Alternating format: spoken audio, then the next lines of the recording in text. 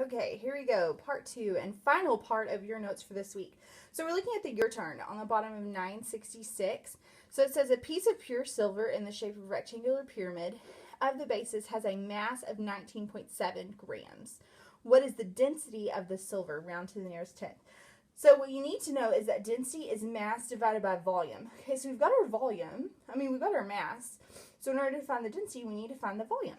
So I do length times width of my base. Okay, that's my area of my base. So 2.5 times 1.5. Okay, that's my area of my base. And I'm going to put that into my volume formula because remember, volume is 1/3 times my area of my base times my height, which we gave me is 1.5. Okay, I'm going to put all of that into my calculator, and I get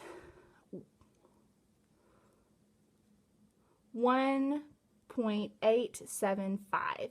Okay, now in order to find my density, I take my mass and divide by my volume. So density equals mass over volume. So my mass was 19.7. My volume was my 1.875. When I divide those, I get 10.5. So there is your density. Okay, last page of notes before we have homework. So this one, we're looking at find the volume of a composite figure again. So remember, composite figures are just multiple shapes put together. So in this case, we're finding the volume of the prism. That's our box. Length times width times height. Okay, so we've got that going on for us. Then we're going to find the volume of the pyramid. That's the pyramid that's being taken out of the middle. Okay, area of the base, area of the entire pyramid. So we're actually going to subtract the area of the pyramid out because if you notice, the pyramid's being cut into that box. So we take our total box minus our pyramid equals 3,000, and that is our total for our composite figure.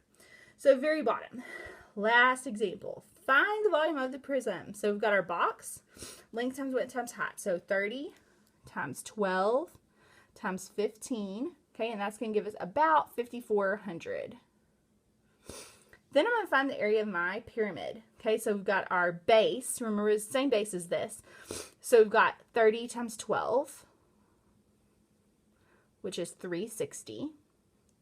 Then I'm going to put it into my volume for my pyramid. So 360 times that 1/3 times my height, which has the same height as my my box. So when I multiply all those together, I get 1,800. Now I'm going to subtract that from my overall volume of my box. So 5,400 minus 1,800 equals 3,600. So my volume of my entire composite figure is 3,600. Okay, so there's that page. Okay, please remember that on these videos you can stop them anytime you need. I actually want you to go ahead and mark off this page, and then your homework starts on the next page, page 969, and you are doing 4 through 13. Okay, remember, please take your time. Okay, you have plenty of time to get both of these done, and join in on my office hours if you have any questions. Thanks, guys.